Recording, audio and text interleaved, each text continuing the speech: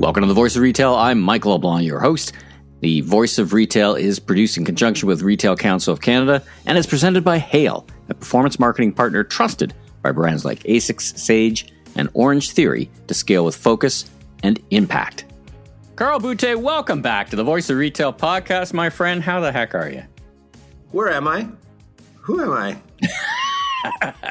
You're traveling, man. You're traveling. Where are you? All right. Where are you then? Let's start there. There we go. Where am I? Let me look at my hotel room key. It says Best Western Plus. So I imagine Plus must mean something really like it has to make a difference, right? Better donut I'm in selection. the beautiful city of Vancouver for all of about 12 hours, hubbing through to Bangkok. So yeah, my goodness. Yeah, at least we're in we're on the same continent in the same country actually. So that's a plus. And we did see each other face to face last time, which is a rare occurrence these days. But yeah, man.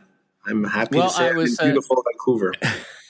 I was trying to figure out, it was either between you and Eric from Google, who's been on the podcast more often, but it's a neck and neck race.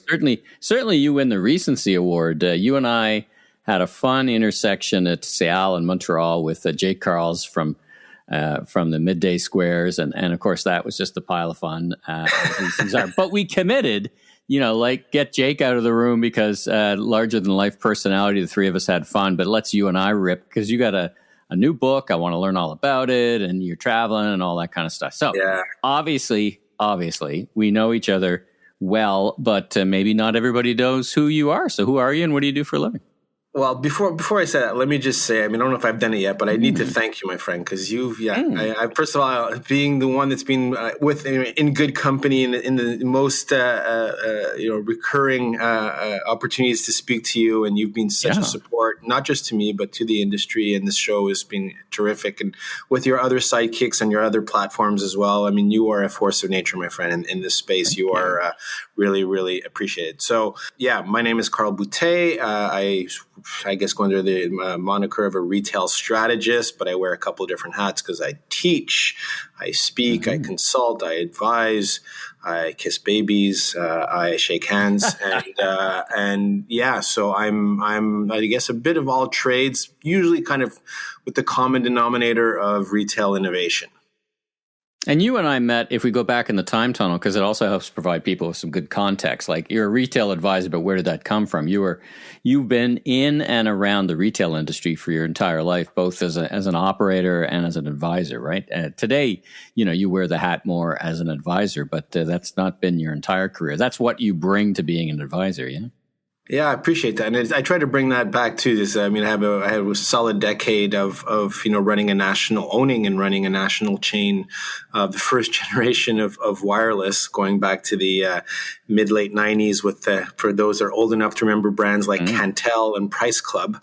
That dates me a bit, and what maybe gives me that credibility when I'm introduced as 30 years of experience. That's not counting my paper run when I was 12 years old. So, I've been around it, involved in it, I've connect at a deep level with the operational complications or challenges of retail. And I also have a very broad definition of retail. I should say that as well. For instance, I was speaking at a conference 2 weeks ago of the Quebec Ski Hill Association, and apparently what I had to say was just as relevant to them as it was to the shopping center owners that I was speaking to the week after. So it's fascinating how our world is sort of, blending into all directions. Because hey, we try to understand the consumer, where the consumer is going, and how do we meet up with them, and that's a common challenge in pretty much any industry right now.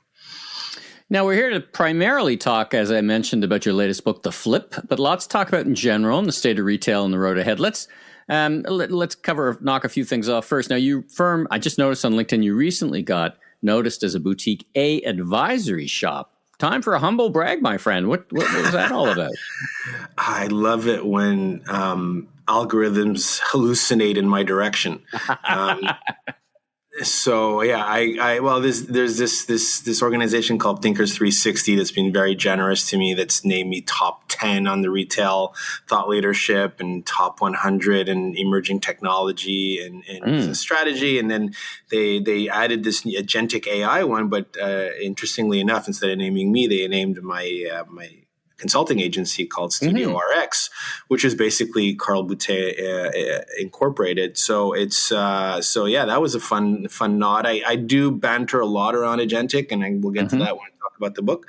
So that was definitely a fun nod. But yeah, it's that's I guess we take those wins, as they say. Yeah, that's right. Put you on the map. Now you're wrapping up time on a board for the RSPA, and the RSPA and I.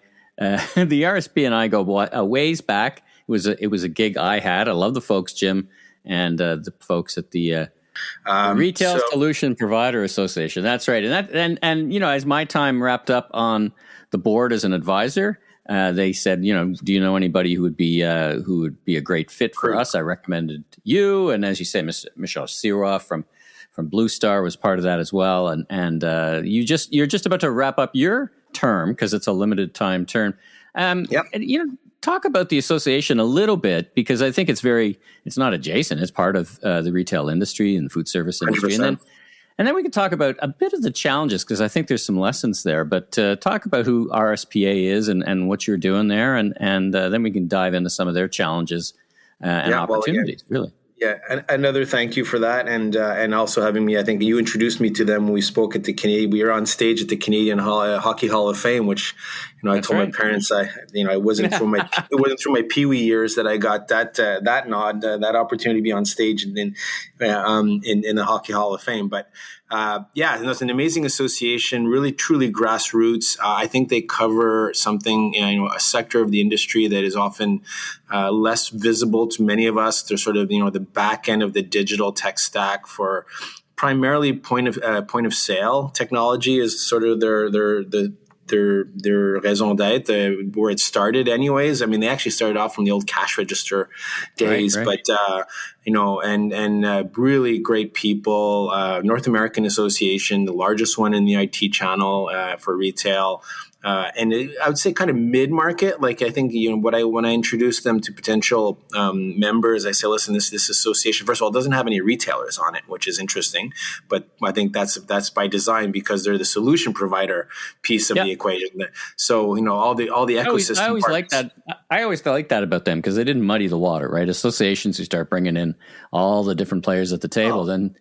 But then they had us, people like you and I come on and just make sure that they were connected to what was happening, in the industry, so that their solutions keep up. And I mean, the thing that I keep pushing them towards, I know you were as well, is that, it's a broader ecosystem. So payment is definitely sort of the critical piece of the customer journey. No payment, no business. But there's a lot more, and onto the challenges and sort of the broader play is talking about all the other elements. And something that I'm very close to, especially in the last decade, I guess, of my work, is trying to understand sort of all the touch points where digital and technology is influencing that path to purchase to get to that payment that they want to support. So it's fascinating to see how that's broadening out, and how the other technologies now are all kind of blurring as well too, and getting to the consumer. So.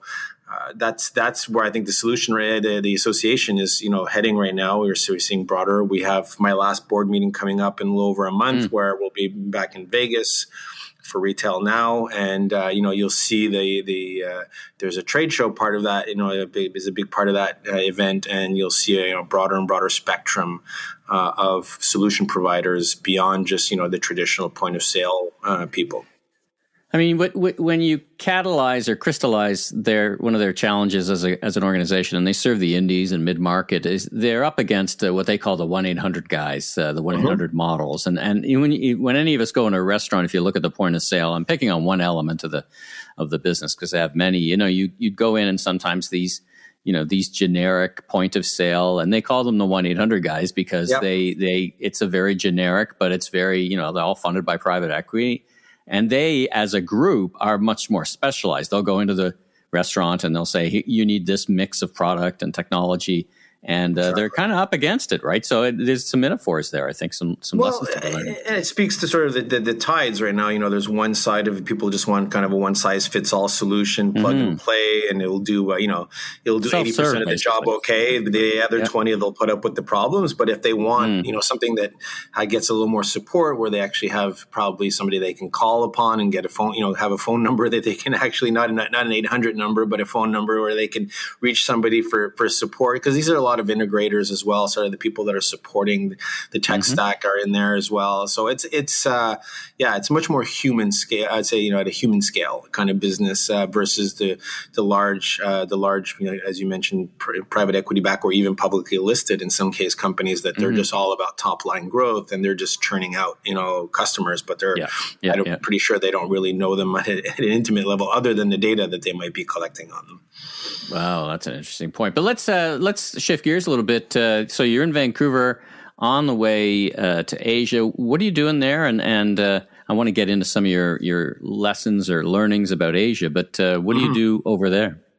Yeah, so I'm actually this is my fifth year traveling to Bangkok to teach at the Asian Institute of Technology. It's my sixth year teaching with them, because if we go back in time, we sort of correlate that to sort of a certain event that had us doing more things on screens 6 years ago. But 5 years of traveling to Southeast Asia, to Bangkok specifically, and this Asian Institute of Technology, which is this fascinating university. I like to say it's sort of it was created in the 1950s based off of the Massachusetts Institute of Technology model. It was primarily an engineering school, and then had a business school component come in, and only master's students from across Asia, mainly Southeast Asia, but there are sometimes some students from broader as well. An English university, and that's a big component of the value add for the students as they become more international.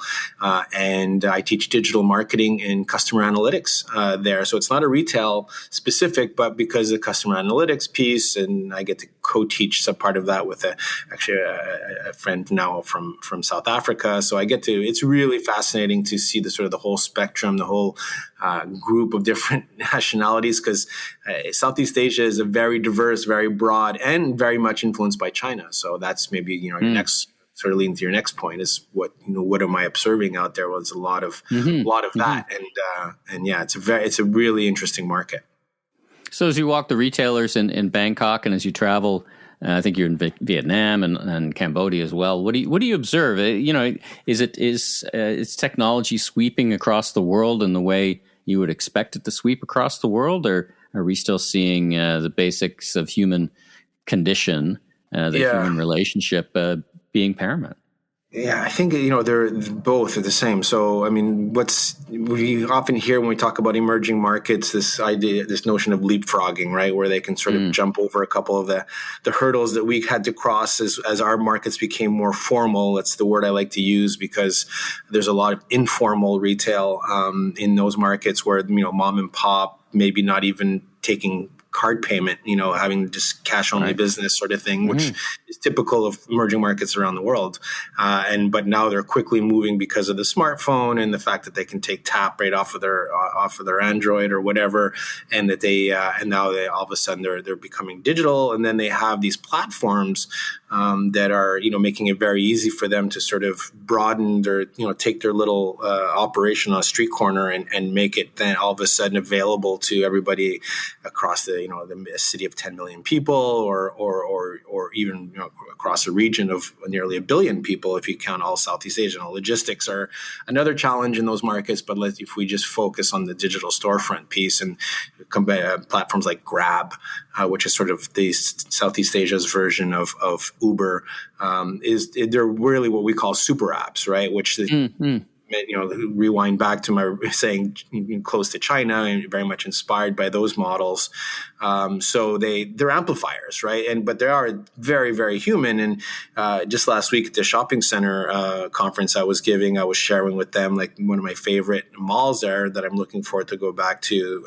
It's called M-Sphere. We actually talked about it in Retail Insider with Craig, and we were going through the Ruby Lou story, saying what could be inspiring, sort of ideas here and the energy. I think there's this idea because proximity for them is so, there's no shortage of product at their doorstep. And on top of having these platforms that are super efficient and cost effective, so what are you going to do to get people to show up? And projects like MSphere give you that idea, because it's like this multi-level mall that is, I don't even call it a mall, but I mean, it's just incredible what they've gone, the troubles they've gone to for a market where the average person still makes, no more than $1,000, $2,000 a month. So it's not like there's huge spending power from the locals. Obviously there's tourists, but you can't just depend on tourists for projects like that.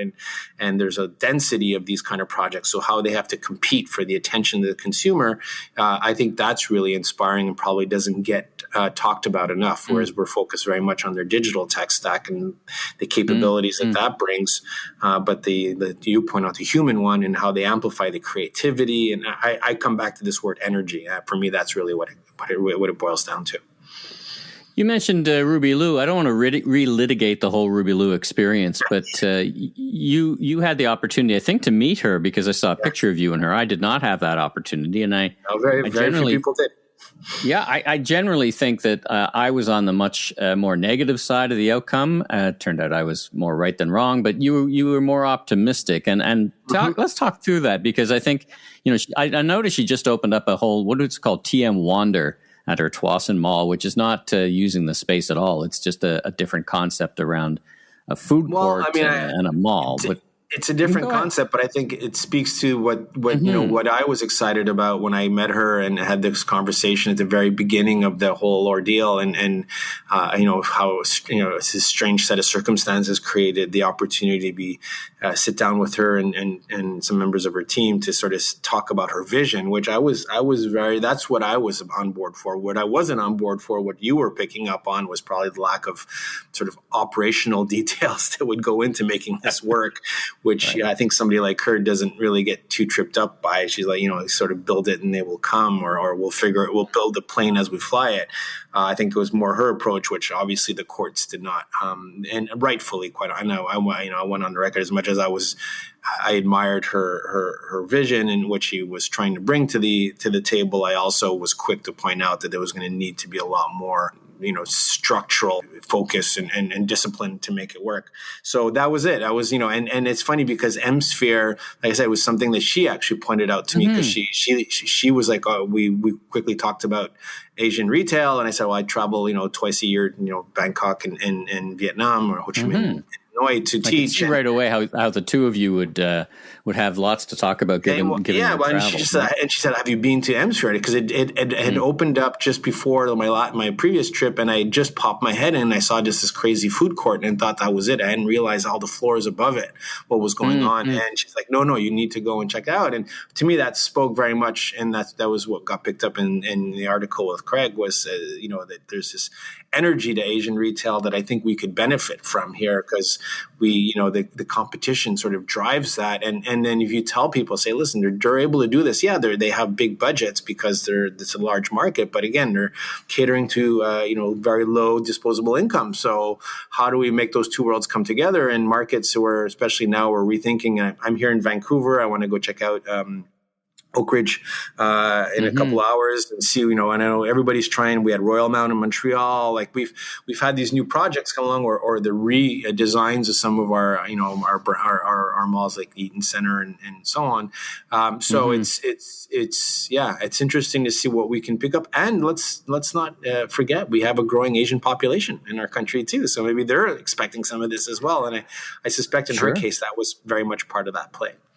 Well, I guess the key, to wrap the conversation on that, what are the key lessons, this kind of mix of entertainment and experience? I mean, Nations tried to do it, or is doing it. I mean, Nations, if you remember, they took over some of the Target spaces, and now they just announced they're going to be taking over the Hudson space, I think, in Oakville. So they have that kind of mixed of entertainment, but it really is not a concept that is scaled in any way, shape, or form. I mean, there's a few examples, but I feel like there's these Asian concepts that work in retail, like, live streaming, for example, is going to be the next huge thing. Well, it's not really taken off. So maybe, I don't know if it loses something in translation, or fundamentally the markets are a little bit different. Those two malls you just mentioned, I mean, they serve a higher end mall. They're not at all for the people who are driving Ubers.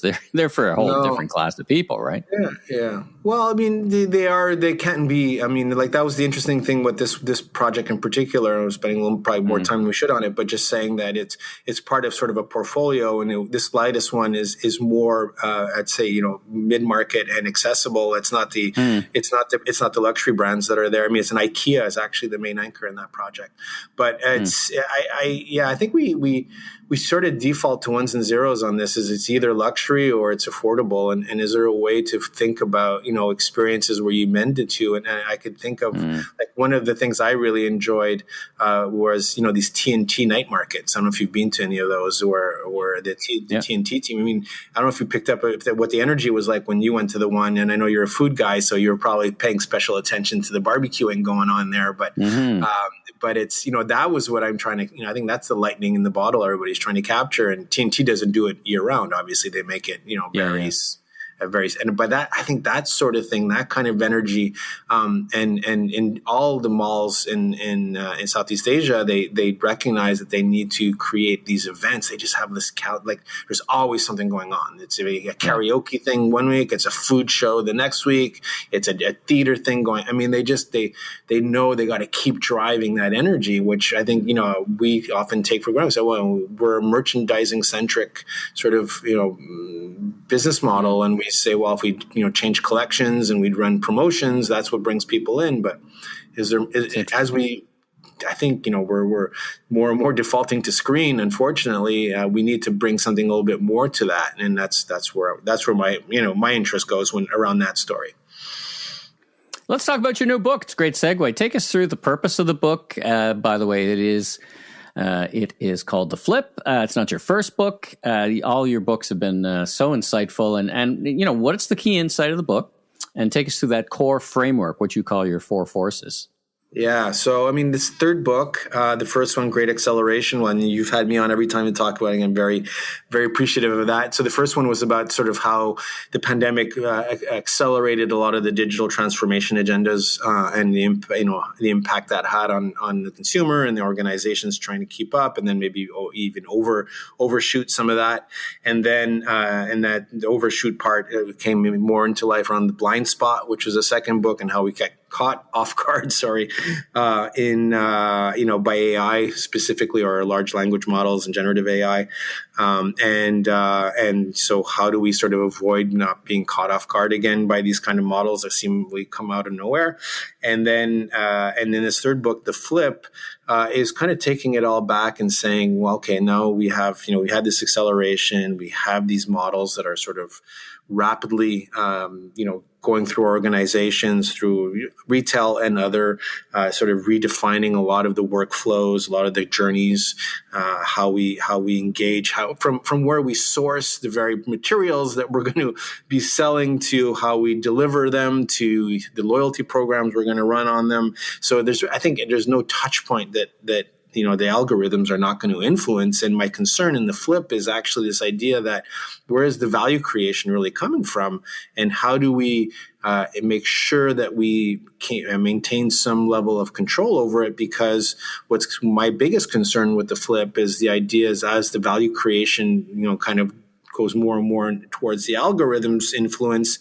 Well, guess what? Algorithms are tools of regression. I mean, they basically bring you to a mean, and fancy data speak for saying that basically everything starts looking the same. You probably already noticed in some marketing campaigns, I think that shows up very much. We see it around pricing strategy.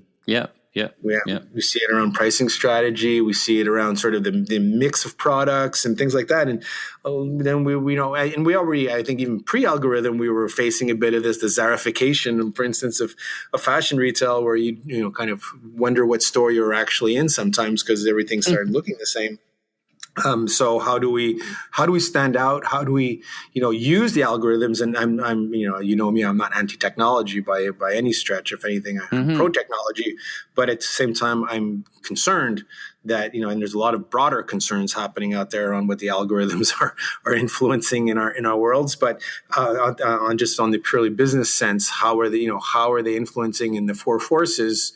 how do we sort of harness those forces and at least recognize it? Step one, recognize the problem. So recognize that this might be happening and that you might, be slowly, I call it executive drift. You might be giving up a lot of the decision making, the strategic decision making that might have made you special in the first place. And how do you take that control back? Well, it brings up a great point about where AI can be useful in decision making and where human judgment layers on top of it. I remember reading some of the early thinking about AI and how it was, massive prediction engine, but it enhanced judgment. Is that where you see this breaking? Is that in essence a good idea, or in essence where it's happening? Well, it's an interesting choice of words. I mean, enhance, it would technically say it makes it better. And I like to use the word augment because I think it can amplify mistakes as well too, not just make them better. But you're right. I mean, I think that's the promise, and that's what we're trying to do. And I even, in full transparency, I've talked about just the book writing process. And, at the very beginning of the book, the flip, I see, the Great Acceleration was 100% human. I had somebody help me sort of, because there was a lot of interviews in that book, sort of dissect some of the interviews and make sure and distill those. But it was all human, and maybe except for the word, the grammatical corrector in our word processing. Blind Spot, I had used, the LLMs had come out, and I was bouncing ideas off of it and helping see if there was just kind of stress testing some of the concepts in the book, and then probably use the more of the grammatical, like the polish was a very popular thing. I'll polish the text, make it sound like it flows a bit better. So Blind Spot was written that way. And quite honestly, the flip, I mean, I said, this is like a 50-50 endeavor. And which 50 is which? I mean, because you get so entwined with your model, and you're having this sort of ongoing conversation where you just keep going back and you're going in back and forth. And I do ask the question. I mean, it can be asked: did I actually write the book, or did the model write the book? I mean, it's my concepts. I brought the ideas forward, but it was we went back and forth so much that, I mean, obviously I'm publishing it, so I'm helping and I'm owning the output. But I think it sort of illustrates the same stresses that all are the businesses under, and making sure, in my case, that it stands out and that it brings something new. Like the four forces are nothing new in themselves, but maybe their interpretation and the way that I was bouncing the ideas back and forth and trying to put it through my lens. And just quickly, the four forces are about automation, optimization, contextualization, and immersion. So those are sort of the four forces that are sort of, I think, playing, shaping where the algorithms are playing the biggest role in shaping how we meet the customer, and how do we make sure that we don't let any of those four forces run away from us. So it occurs to me, I was talking to some retailers at the store conference was last 2 weeks ago, and I was talking to retailers about this idea that discovery is being transformed by AI, consumer discovery, not just the way they operate the business. And a couple of retailers had the very interesting observations. I guess it's prima facie very obvious that it would change the way that shoppers discover online shopping. But they're thinking now that it is changing the way, restructuring the way people shop in store, and how they show up at store and what they show up for. And it feels like the impact is quite broad. And I think it amplifies your point that if everybody does the same thing, what you really have to focus on is trust. Because I don't know about you, I don't know what to believe anymore sometimes when I see things online. So I believe my own two eyes as I walk through a store. Is this aligned with your model? Is this how you're thinking about it?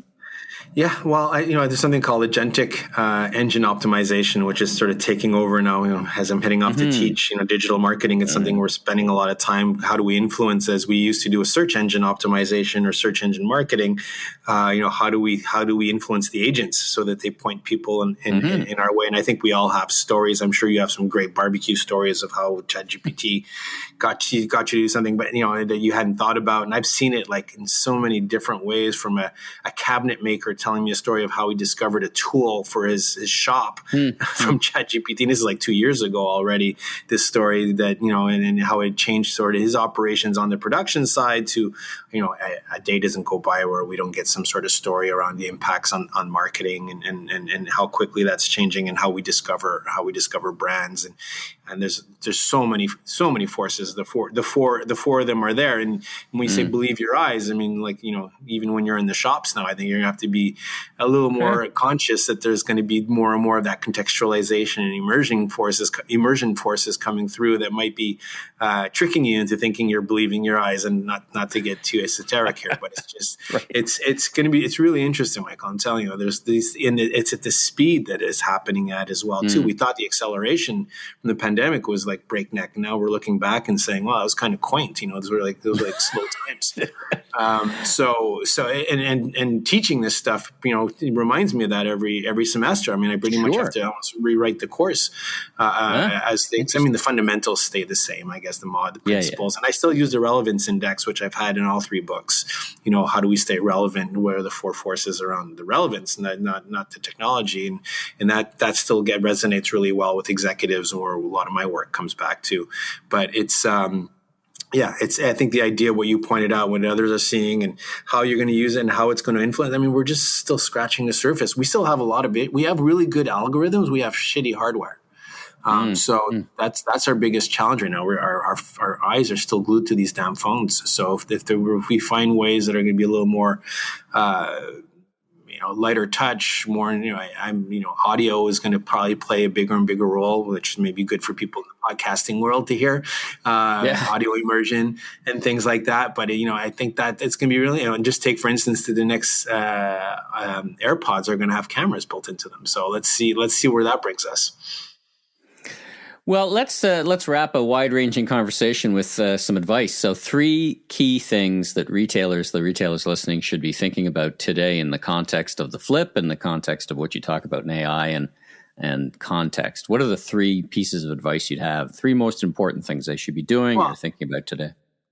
Well, I don't know if it's all about just doing, but I think step 1, curiosity, right? I mean, that was sort of the main takeaway from Blind Spot is keep an open mind. Don't just look at what's happening with your competitors or your direct industry. Like some of the best ideas come from very different areas and different markets. So that's not just on technology; it's on execution. My example of energy in the malls, it could be one version of that. And what can you see from other markets, what they're doing to inspire and improve at your end.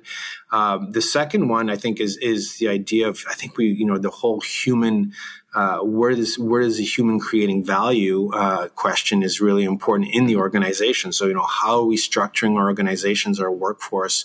Not just giving them LLM training. I mean, I'm thinking broader than that. Like I mentioned that the algorithm is influencing from sourcing to delivery and everything in between.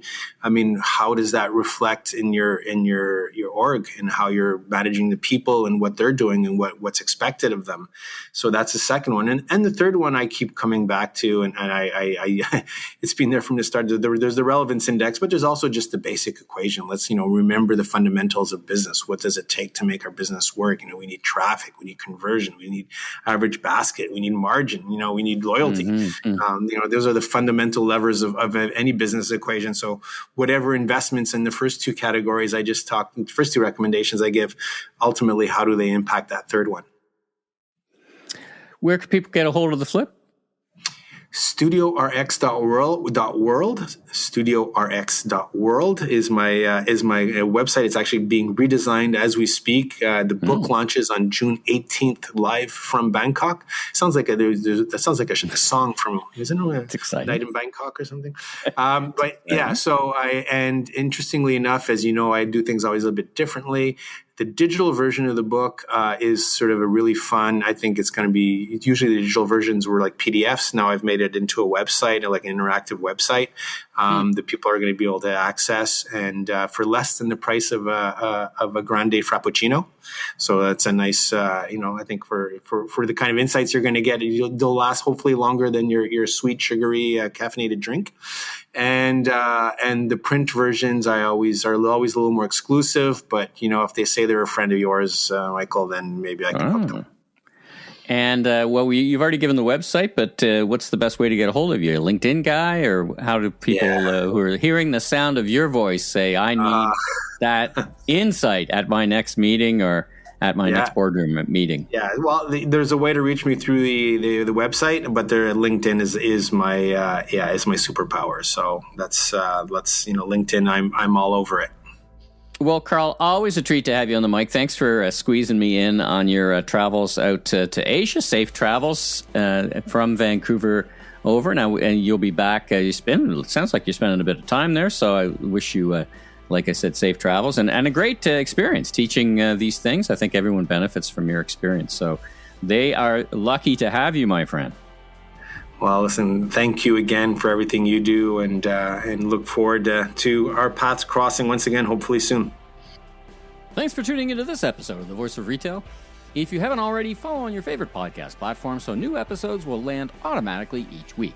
And be sure and check out my other retail industry media properties, the Remarkable Retail Podcast with Steve Dennis and the Global E-Commerce Leaders Podcast. I'm your host, Michael LeBlanc, Senior Retail Advisor, Keynote Speaker. If you want more content or chat, follow me on LinkedIn. Safe travels, everyone.